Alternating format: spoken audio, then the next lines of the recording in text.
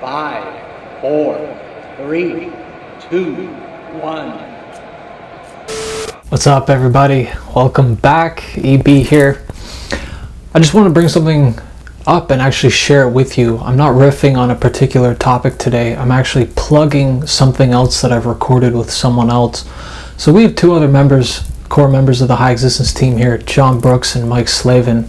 I'll link their channels, are always linked below in the comments and the description of this video. But I want to share a video that I did with John a couple weeks back. Actually, two videos. It's a two-part series. It's basically a productivity masterclass. It's broken into the theory and the practice. So the mindset and setting behind a high level of output, high level of quality output, and then the actual structure and the practice of how I bring that to life. This is a distillation of damn near decades in just looking at how to increase output, how to be more productive, how to get shit done. But I wanted to surface it for anyone here who might find that interesting. I also wanted to give some almost disclaimers to it. This was echoed a little bit in the theory video, but I really want to echo it again by saying sometimes doing nothing is better than doing something that is actively negative or will actively take away from it. You know, literally it's like basic algebra. It's better to stay at zero than to move into the negatives, right? Easy, pretty basic. But when that comes to your productive output, it actually becomes extremely important, because what I don't want here is I don't want people to become very productive at doing things they don't like, and through that sense of autonomy and mastery that really high levels of output provide, actually feel better about what they're doing and justify working on something that they don't like just because they're better at it. That's a really big trap that a lot of us get into. So yeah, I really just want to emphasize that this can be extremely useful. There's a part of me that's almost reminiscent that I didn't keep this behind a paywall or something. Like, this could be a full-on course that we funnel people into. There's a lot there. This is literally like a synthesis of decades of research, just packaged up into a really useful system. At least I think it's helped me get a lot done at really high levels of output over a long period of time.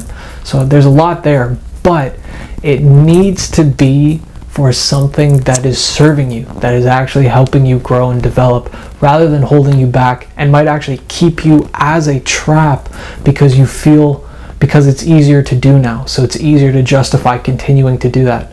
So be really careful with that. That's something I see in a lot of people. A sense of mastery at something you don't like is still in many ways a trap.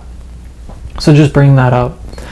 The second thing is that the system itself is, I don't want to say regimented, but there's a structure to it. And I want to emphasize that it was built to be very modular.